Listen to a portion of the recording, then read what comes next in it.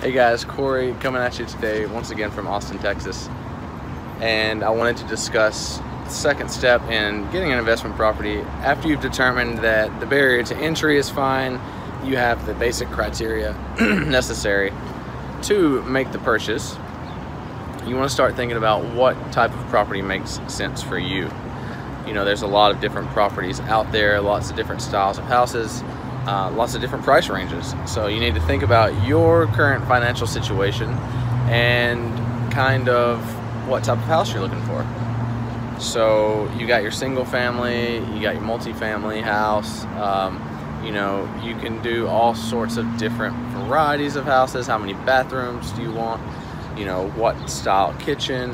You really want to think about the location and the price range and what renters are looking for in that area. So for me, I chose Maynard, Texas, which is about 15 minutes outside of downtown Austin, Texas.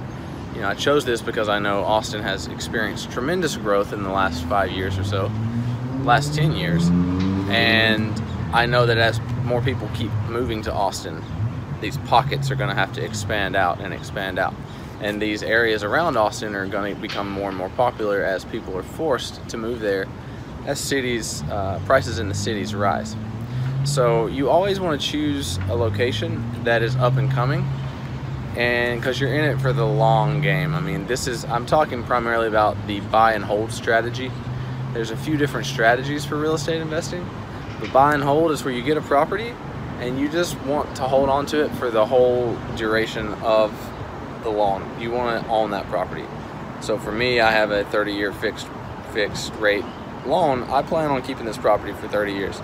At the end of the 30 years, I own it. At the end of the 30 years, I didn't have to make a single payment on it. You know, I had to put the upfront cost in for the down payment, but 30 years in, I get all that appreciation that has occurred. Hopefully at that point, Maynard has become a hot spot and the prices of the houses have really risen, and that's all profit. So think about location first.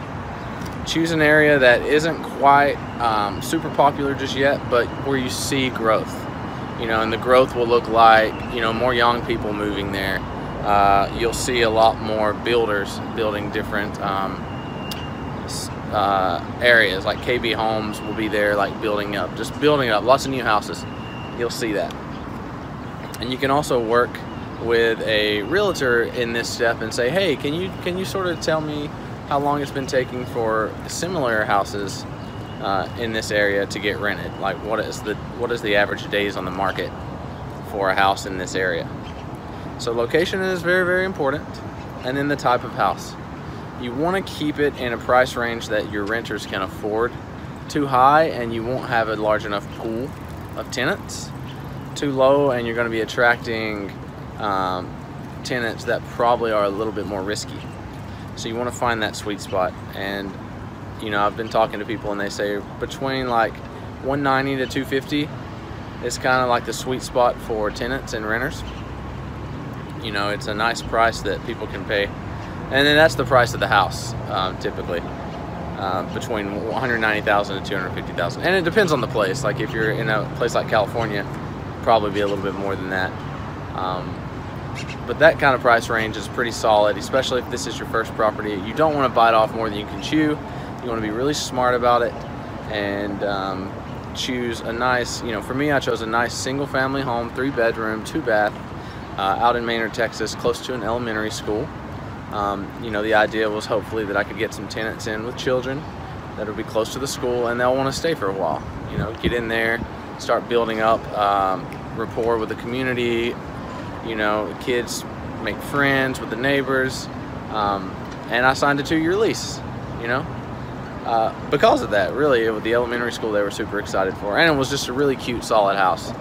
No carpet, which was really great. You know, you want to think about things like that. I don't want to replace the carpet every year or every 2 years after I rent it, so it's all hardwood. That's a huge win. Fenced-in backyard, not a lot of grass, but a decent-sized backyard.